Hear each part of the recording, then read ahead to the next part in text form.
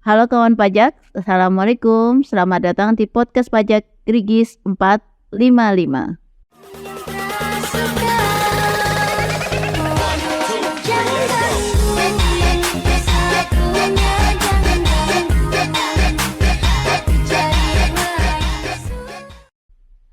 Kawan pajak, untuk podcast kita kali ini kita akan membahas tentang fasilitas kantor, baik itu natura ataukah kenikmatan, apakah kena pajak. Nah, kali ini saya selaku moderator Thoibah ditemani dua penyuluh dari kantor pajak Cirebon 2. Nah, yang pertama di sini ada Mas Taslani. Assalamualaikum Mas Taslani. Waalaikumsalam Mbak Ipa. Sehat ya Mas ya? Alhamdulillah sehat. Siap berbagi info ya Mas ya? Insya Allah. Oke, alhamdulillah. Ya, yang kedua ada Mbak Rosi ini dari penyuluh pajak juga. Assalamualaikum Mbak Rosi. Waalaikumsalam Mbak Thoibah. Oke, sehat ya Mbak ya? Alhamdulillah Oke, siap, berarti siap berbagi juga nih. Nah, sekarang kita akan membahas nih yang tadi kita sebutkan temanya ya, bahwa di sini kan pemerintah baru-baru ini telah mengeluarkan PMK ya Mas, atau merilis aturan baru nih yang masih anget-anget ya, fresh from the oven, yaitu tentang pajak natura. Nah, sebenarnya penjelasan sebenarnya itu seperti apa sih Mas? Karena kan di medsos itu masih simpang siur, di pergoogelan juga masih simpang siur. Penjelasannya masih rancu gitu Mas. Yang sebenarnya itu seperti apa Mas Taslan? Ya, makasih Mbak Ipa, ya akar pajak sekalian. Jadi memang benar ya, bahwasanya pemerintah dalam hal ini melalui Ditjen Pajak Kementerian Keuangan telah menerbitkan peraturan baru ya, dalam bentuk peraturan Menteri Keuangan telah diundangkan per tanggal 27 Juni 2023. PMK nomor 66 tahun 2023. Yang pada intinya PMK ini mengatur bagaimana perlakuan PPh atas natura atau kenikmatan yang diterima orang pribadi ataupun badan sehubungan dengan jasa atau pekerjaan. Dan PMK ini merupakan turunan dari Undang-Undang Harmonisasi Peraturan Perpajakan atau Undang-Undang HPP ya, yang kita tahu tahun 2021 mulai diundangkan Undang-Undang nomor 7 tahun 2021. Dan peraturan pemerintahnya nomor PP nomor 55 tahun 2022. Tapi sebelum kita mengupas lebih dalam nih tentang natura dan kenikmatan bagaimana peraturan pajaknya, terlebih dahulu kita harus tahu dulu apa sih sebetulnya yang maksud dengan natura dan kenikmatan itu. Definisinya dulu. Iya. Mas, ya. Jadi sederhananya adalah natura itu imbalan dalam bentuk barang, ya, imbalan dalam bentuk barang. Misalnya contohnya mobil bekas kendaraan dinas ya, mobil bekas dinas itu dialihkan kepemilikannya kepada pegawai. Kemudian yang namanya kenikmatan ya, ini adalah fasilitas. Nah, berupa fasilitas, misalkan fasilitas rumah dinas, fasilitas kendaraan dinas, ya. Jadi baik natura maupun kenikmatan ini diberikan sehubungan dengan pekerjaan atau jasa. Dan sesuai dengan pengaturan di Undang-Undang HPP sendiri, ya, ini memang berbeda dengan ketentuan sebelumnya, di mana di Undang-Undang HPP itu bahwasanya natura atau kenikmatan yang diberikan atau bagi si penerima sehubungan dengan pekerjaan atau jasa ini adalah objek pajak. Ini berbeda dengan ketentuan sebelumnya, bahwasanya natura yang diterima itu bukan sebagai objek pajak. Jadi hal yang berbeda ya, ketentuan yang baru sebelum HPP dengan yang baru. Jadi inilah PMK ini mengatur lebih detail teknis perlakuannya bagaimana. Gitu. Jadi emang dua hal yang berkebalikan sekali gitu ya Mas ya. Yang satu sebelumnya tidak sebagai objek pajak, kemudian setelah ada UHPP natura atau kenikmatan itu merupakan objek pajak. Nah, mungkin ini hal yang menimbulkan pro kontra di masyarakat gitu ya Mas. Khususnya mungkin ya. Mungkin juga di kalangan pengusaha seperti itu. Nah, sebenarnya terlepas dari pro kontra itu atau apalah itulah definisinya itu, apakah objek pajak atau bukan, sebenarnya apa sih yang melatar belakangi keluarnya pajak natura tersebut, Mbak Rosi mungkin ya yang bisa menjawab. Oke, baik. Baik. Jadi sebetulnya yang menjadi latar belakang ditetapkannya natura atau kenikmatan ini sebagai objek pajak itu sebenarnya ada kajian dari pemerintah ya Mbak Thoibah kalau mengungkapkan bahwa sebenarnya pengecualian natura dan kenikmatan ini dari objek pajak ini justru dinikmati oleh high level employee gitu. Jadi yang banyak menikmati itu contohnya seperti CEO, direktur, atau komisaris. Tepat sasaran. Iya, ya, nah, maka dari itu dengan adanya terbitnya PMK yang terbaru ini, pengenaan PPh atas natura ini lebih mengedepankan rasa keadilan begitu, terutama bagi pemberi kerja, karena terkait dengan kegiatan mengumpulkan penghasilan ini, biayanya itu nanti dapat dibiayakan gitu. Nah, sedangkan bagi si penerima natura atau kenikmatannya ini merupakan tambahan kemampuan ekonomis yang merupakan objek pajak seperti itu. Oh gitu. Jadi ini pro kontranya terlepas dari itu semua sebenarnya ini untuk lebih memberikan rasa keadilan gitu ya, baik itu bagi pemberi kerjanya ataupun dari segi penerimanya seperti itu ya Mbak Ros ya. Karena ternyata yang banyak menikmati natura atau kenikmatan ini ternyata itu tadi yang berada di level high level employee gitu. Jadi seperti itulah latar belakangnya ya kawan pajak ya. Terlepas dari itu semua Mas Tasrani, apakah semua natura atau kenikmatan itu termasuk objek pajak atau ada batasan-batasan tertentu atau mungkin pengecualian gitu Mas Tasrani? Jadi kalau yang sesuai dengan diamanahkan di undang-undang itu sendiri ya sendiri itu pada dasarnya natura atau kenikmatan yang diterima adalah sebagai objek pajak. Ya. Namun untuk memenuhi rasa keadilan ada negatif listnya. Ada negatif listnya atau pengecualiannya atau yang tidak dianggap sebagai objek pajak atau tidak dikenakan pajak itu ada. Nah, jadi pada dasarnya itu sebagai objek pajak, namun ada pengecualian atau negatif listnya. Semacam seperti PPN ya Mas ya? Iya, jadi masuk negatif. Di pengaturan ini ya, baik dari undang-undangnya maupun sampai PMK-nya itu ada negatif listnya, ada 5 pengecualian, 5 pengecualian yang bukan sebagai objek pajak, natura yang bukan sebagai objek pajak. Yang pertama, makanan dan minuman ya yang disajikan di tempat pemberi kerja untuk seluruh pegawai. Untuk seluruh pegawai. Untuk seluruh pegawai. Jadi kita sering dengar ya di kantor menyediakan makanan ya untuk para pekerja, untuk seluruh pegawai ya. Nah, itu juga dikecualikan, bukan objek pajak. Ya. Kemudian sarana prasarana ya, sarana prasarana yang disediakan oleh pemberi kerja di daerah tertentu. Ya, daerah tertentu. Jadi penyediaan sarana prasarana bisa berupa tempat tinggal, kemudian pelayanan kesehatan, pendidikan, kemudian pengangkutan, kemudian tempat ibadah, kemudian sarana olahraga, Sepanjang sarana sarpras tadi, sarana prasarana tersebut, ya, lokasinya tempat menyediakan sarana tersebut sudah mendapat penetapan atau persetujuan sebagai daerah tertentu.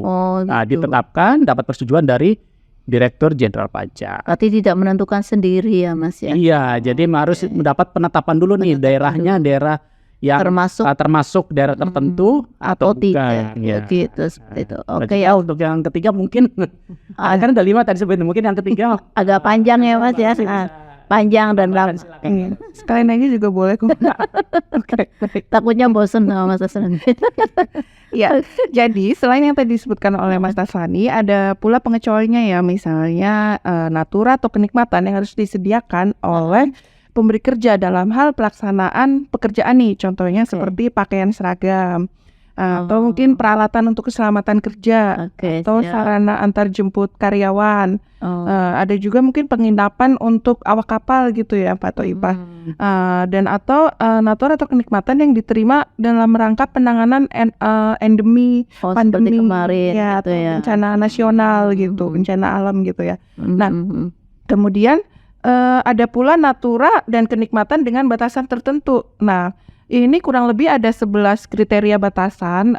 Nah, ini kita ambil contoh saja ya. Contohnya itu misalnya yang paling sering kita temui yaitu bingkisan yang kita terima waktu dalam rangka hari raya keagamaan. Contohnya ya misalnya Lebaran atau Natal mungkin atau mungkin hari keagamaannya ya.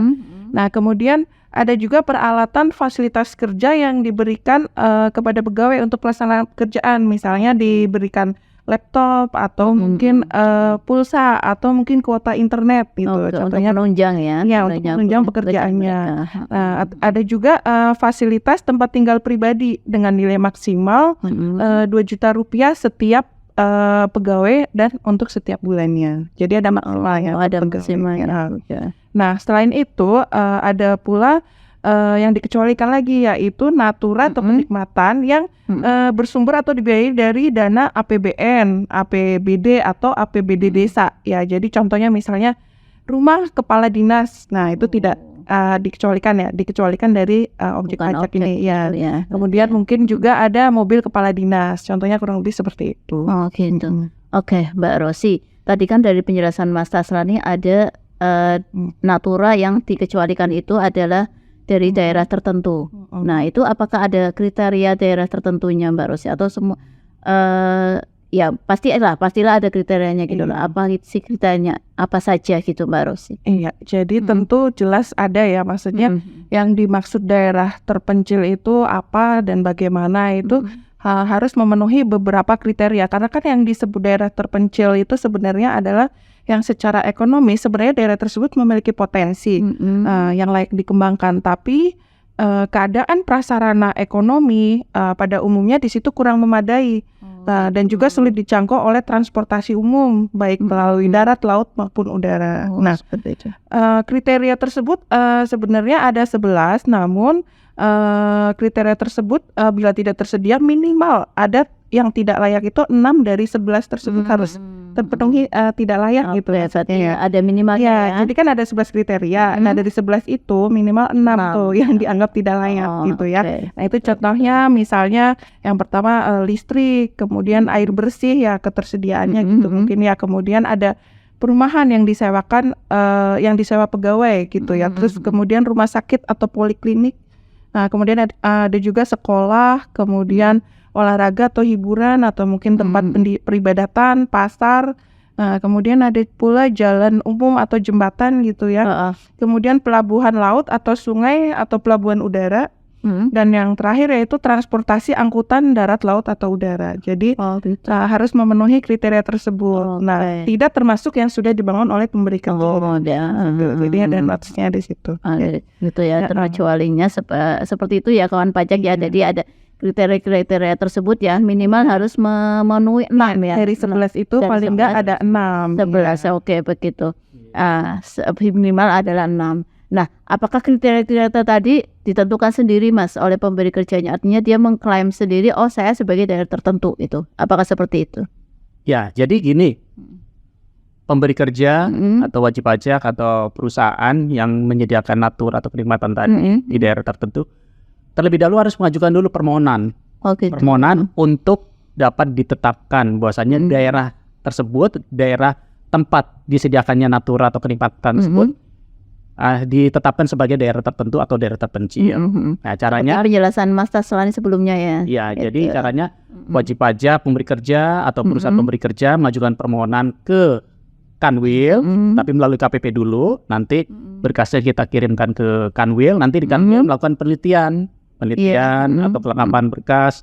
Nanti kalau seandainya memang memenuhi ke kriteria tadi yang disebutkan jelaskan Mbak Rosi tadi, nah nanti apabila disetujui ada surat keputusan. Dan surat keputusan ini berlaku selama 5 tahun. Ya, selama 5 tahun. Apabila dalam 5 tahun itu sudah berakhir, nanti dapat diperpanjang kembali, begitu Mbak. Jadi memang harus pengajuan dulu untuk ditetapkan sebagai daerah tersebut adalah daerah tertentu atau daerah terpencil atau tidak gitu ya Mas. Fasilitas tadi ya, fasilitas bukan sebagai objek pajak. Oke. Jadi ditentukan oleh Direktorat Jenderal Pajak gitu ya. Dalam hal ini mungkin Kanwil ya Mas Taslani. Iya, dikirimkan ke KPP, nanti dari KPP meneruskan ke Kanwil. Oke, begitu ya kawan pajak ya. Tadi sudah dijelaskan nih kriteria-kriterianya, kemudian batasan-batasannya gitu ya Mas. Apakah itu sebagai objek pajak atau bukan objek pajak.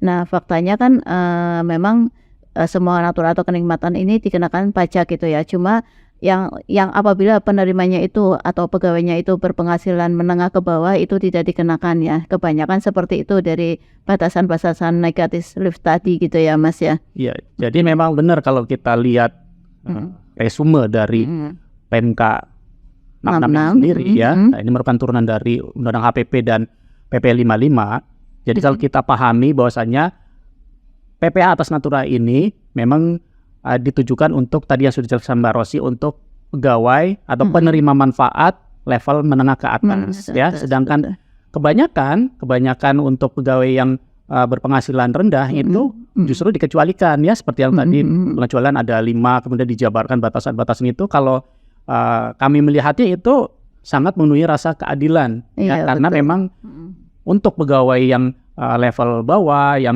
mungkin gajinya masih sebatas UMR atau ya pokoknya untuk kebanyakan pegawai pada umumnya itu malah atas natura yang diterima tadi itu tidak dikenakan atau tidak sebagai objek pajak tadi. Betul. Memang menyusur untuk pegawai yang level atas, CEO, direktur ya dan lain sebagainya yang level atas. Kembali lagi ke tujuan semula ya Mas Tasani ya, memberi rasa keadilan, betul. Nah, bagaimana ini caranya nih Mbak Rosi untuk menilai natura atau kenikmatan tersebut? Karena kan memang bentuknya barang gitu ya, dan mungkin nilainya juga tidak pasti. Ini ada kriteria atau standar penilaiannya nggak Mbak Rosi untuk natura dan kenikmatan ini? Iya, jadi ada ya tentunya yang menjadi dasar untuk menentukan nilainya. Mungkin kan kita nggak bisa mengira-ngira apa sih yang jadi patokannya gitu kan ya.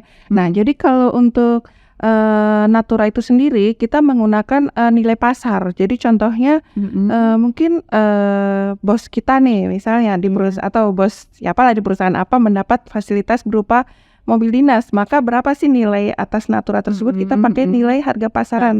Berarti berapa harga pasaran mobil yang diberikan tersebut gitu. Misalnya mungkin di pasaran 300 juta ya, berarti nilainya mungkin sekitar segitu gitu. Nah, kemudian untuk selanjutnya itu jumlah biaya yang dikeluarkan atau seharusnya dikeluarkan pemberi untuk kenikmatan. Jadi misalnya contohnya misalnya biaya sewa rumah dinas gitu untuk jabatan direktur. Jadi sebenarnya berapa sih biaya yang harus dikeluarkan untuk rumah tersebut? Barangkali sewa gitu ya.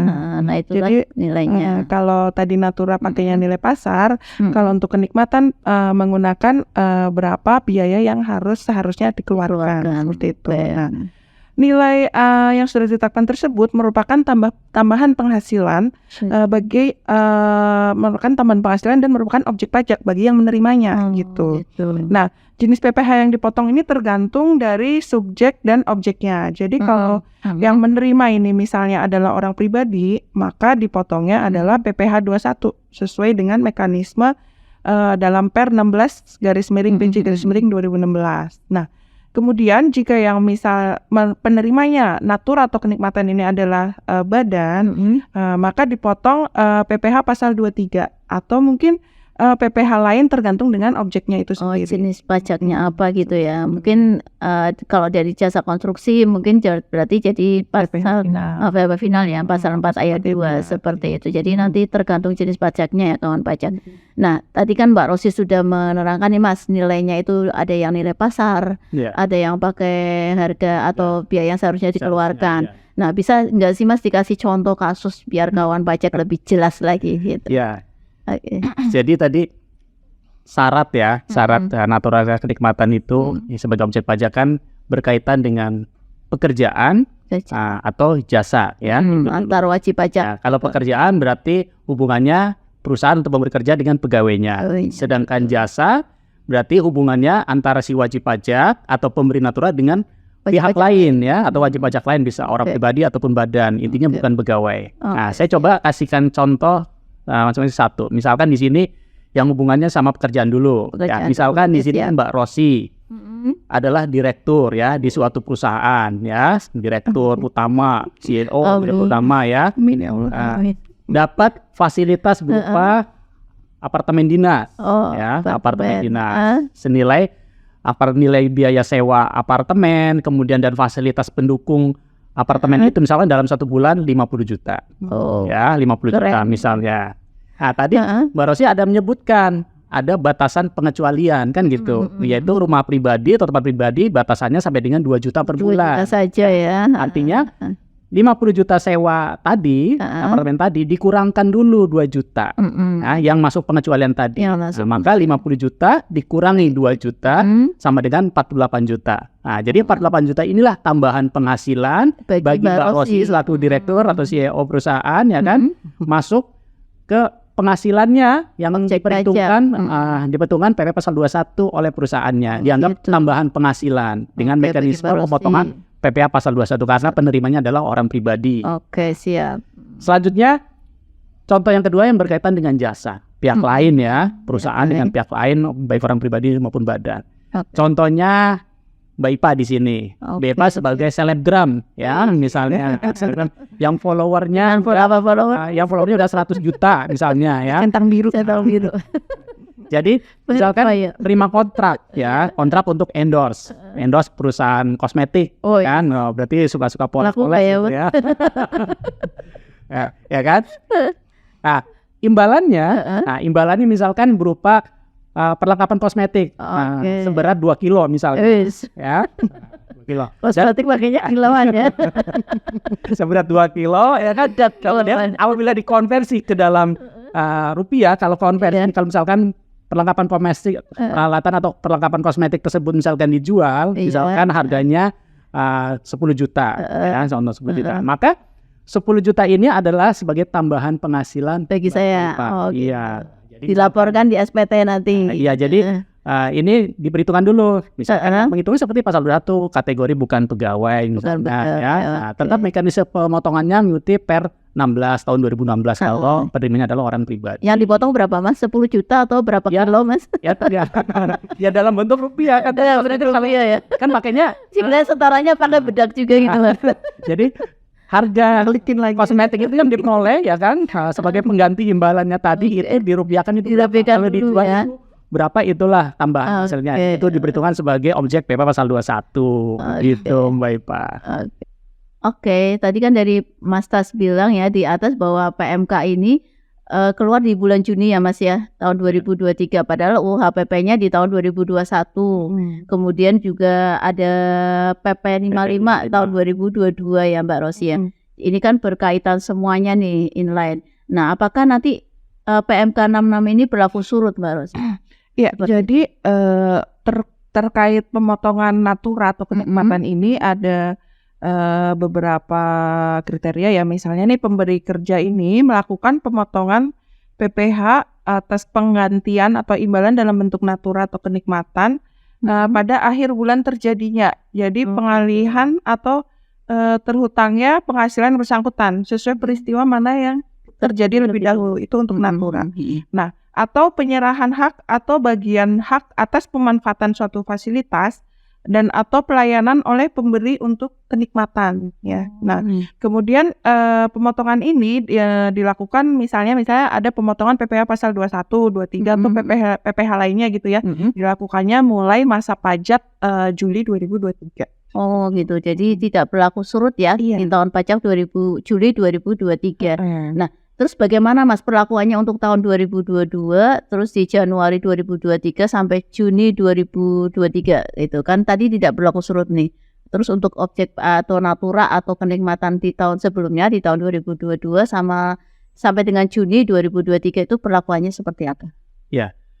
Jadi bagi si pemberi kerja kan tadi sudah dijelaskan oleh Mbak Rosi ya. Bahwasanya bagi si pemberi kerja wajib melakukan pemotongan ya, pemotongan atas natura atau kenikmatan tadi mulai masa Juli 2023. Nah, ini undang-undang sudah berlaku untuk perlakuan natura ini sejak tahun pajak 2022. Nah, lantas bagaimana? Mungkin muncul pertanyaan di kita semua, di kawan pajak. Natura yang diterima sejak tahun 2022 ataupun dari Januari sampai dengan Juni 2023 itu bagaimana? Jadi, natura yang diterima selama tahun 2022 dan yang diterima dari Januari sampai dengan Juni 2023 tidak dilakukan pemotongan oleh si pemberi kerja. Ya, tidak dilakukan pemotongan oleh si pemberi kerja. Namun khusus untuk yang diterima bulan Januari sampai dengan Juni 2023, si penerima memperhitungkan atau membayar sendiri. Ya, jadi nantinya dihitungkan sebagai tambahan penghasilan di SPT tahunan. Si penerima atau si pegawai dihitung pajak tahunannya berapa, ya kan? Kemudian misalkan yang sudah dipotong oleh pemberi kerja pasal 21 atas gaji rutinnya itu berapa, maka atas selisihnya itu adalah sumber penghasilan dari Natura itulah yang dibayarkan. Selisih kekurangannya itu berapa dibayarkan, dan di situ dilaporkan juga di SPT tahunannya. Jadi dibayar sendiri dan diperhitungkan sendiri. Dan dilaporkan di SPT tahunannya. Penerimanya ya, si penerima sendiri secara self assessment gitu ya. Betul. Tapi yang selama tahun 2022 tidak. Oh gitu. Bukan sebagai objek pajak, masuk sebagai batasan tertentu Natura yang tidak dikenai pajak atau bukan sebagai objek pajak. Betul. Oke, seperti itu ya. Jadi ya kawan pajak ya. Jadi kalau yang diterima di Juni sampai dengan Juni ya, Januari sampai Januari 2023 sampai dengan Juni 2023 wajib pajak atau penerima memperhitungkan sendiri dan membayar sendiri dengan menggabungkan seluruh penghasilannya di SPT tahunan. Nanti dihitung di situ semua. Oke, yang dilaporkan nanti di tahun 2024 ya Mas ya. Betul sekali. Oke. Nah, tadi kan kita bahasnya dari segi si penerima ya Mas ya. Nah, bagaimana nih Mbak Rosi dari segi si pemberi kerjanya seperti apa? Ya, baik. Jadi atas Natura atau kenikmatan yang diberikan tersebut bagi pemberi kerja dapat membebankannya sebagai biaya yang sepanjang berkaitan dengan pekerjaan atau jasa, dan biaya untuk menagih, mendapatkan dan memelihara penghasilan 3M. Nah, ketentuan teknisnya kurang lebih seperti ini. Jadi untuk biaya Natura atau kenikmatan dengan masa manfaat lebih dari 1 tahun dibebankannya melalui penyusutan atau amortisasi. Nah, kemudian untuk biaya Natura atau kenikmatan untuk masa manfaat yang kurang dari sama dengan 1 tahun itu dibebankan pada tahun terjadinya. Terjadinya pengeluaran gitu. Nah, kemudian melaporkan biaya Natura atau kenikmatan tersebut dalam SPT tahunan PPh orang pribadi gitu atau badan. Nah, pembebanan biaya tersebut berlaku sejak tahun 2022. Untuk pemberi kerjanya itu gitu ya. Oke, siap. Nah, kita kan dari awal sudah sepertinya kawan pajak sudah gamblang lah ya. Gamblang udah dari awal sudah dipaparkan juga definisinya, kemudian batasan-batasannya, mana yang merupakan objek, mana yang bukan gitu ya Mas Tasrani. Kemudian juga cara menilainya tadi ada ya Mbak Rosi. Nah, sebenarnya kalau misalnya kawan pajak menemui kesulitan Mas Tasrani, mungkin di sewaktu-waktu gitu ya menemui kesulitan, mungkin sekarang sih belum gitu ya. Ada gak sih saluran untuk konsultasi seperti ini? Ya, baik. Atau mungkin bukan cuma masalah pajak Natura saja gitu, mengenai perpajakan lainnya. Ya, jadi kawan pajak sekalian, kami memahami ya dengan keterbatasan waktu ini, tentunya mungkin saja belum semua dapat kami sampaikan ya secara komprehensif, tapi mudah-mudahan bisa menambah sedikit wawasan, membuka wawasan kita. Namun dalam hal kawan pajak semua menemukan suatu pertanyaan yang belum terjawab atau ada yang ingin dikonsultasikan, jangan ragu, silakan datang ke kantor pelayanan pajak terdaftar atau terdekat ya, atau bisa melalui layanan konsultasi online atau bisa melalui kering pajak 1.500-200. Khusus untuk wajib pajak yang terdaftar di kantor pajak Cirebon 2 dapat memanfaatkan layanan konsultasi online melalui aplikasi Telegram di @pajak_cirebon 2 dan mengingatkan kembali bahwasanya semua layanan perpajakan yang kami berikan semuanya gratis. Gratis, tidak dipungut biaya. Nah, oke ya, kawan pajak seperti itu. Jadi kalau menemui kesulitan gitu ya Mas ya, atau mau berkonsultasi tentang perpajakan lainnya gitu ya, silakan bisa lewat Telegram tadi yang Mas Tas sebutkan, kemudian bisa datang langsung juga bisa. Nah, ini kawan pajak kita sudah di akhir acara nih. Nah, kira-kira ada closing statement nggak dari para narasumber kita nih? Mau dari siapa dulu? Ya. Tasrani mungkin ada ya. Closing ya, atau ya singkatnya gini. Mudah-mudahan dengan PMK 66 2023 ini dapat menjawab ya, bisa menjawab dan menghilangkan segala kegundahan bagi wajib pajak, para pekerja yang selama ini was-was ya sejak terbitnya undang-undang APP ini, wah Natura kena pajak. Mudah-mudahan dengan keluarnya PMK ini dapat menjawab, dapat menghilangkan rasa kegundahan, kegelisahan bahwasanya PMK ini memang terbit untuk menyasar para penerima Natura tadi untuk kalangan atas ya. Tentunya tadi dengan banyak pengecualian-pengecualian tadi, ini yang tentunya berlaku juga untuk sebagian besar pegawai yang ada di Indonesia. Ini bahwasanya Natura tersebut bukan sebagai objek pajak dari pengecualian-pengecualian tadi. Nah, karena memang menyasar untuk masyarakat kalangan atas. Apa maksudnya pegawai kalangan atas seperti itu. Gitu. Untuk memenuhi rasa keadilan. Keadilan tadi balik lagi. Oke. Dari Mbak Rosi mungkin ada closing statement-nya. Diborong semua sama kasar. Ya, satu. Ya pokoknya apa ya terkait Natura ini ya jangan bimbang gitulah ya. Ya pokoknya dengan adanya PMK 66 ini tahun 2023 semoga memberikan ketenangan bagi kita semua, baik bagi yang memberikan Natura atau kenikmatan itu sendiri ataupun bagi yang menerimanya gitu. Karena tadi ya rasa keadilannya lebih mengena gitu istilahnya. Betul sekali. Oke, baik kawan pajak, sepertinya kita sudah di penghujung acara ya. Kami dari tim podcast ya Mas ya, saya sendiri Thoifah meminta maaf apabila ada kesalahan dan mengucapkan terima kasih atas segala perhatian. Akhir kata, Datkan Mohabat KPUC, sekian dulu sobat, semoga bermanfaat and maaci. Wabillahi taufiq wal hidayah. Wassalamualaikum warahmatullahi wabarakatuh. Waalaikumsalam warahmatullahi wabarakatuh. Terima kasih ku ucapkan padamu karena pajakmu yang membangun sekolah tempatku belajar. Gedung-gedung dan jalan raya, rumah sakit dan yang lainnya, baktimu kan selalu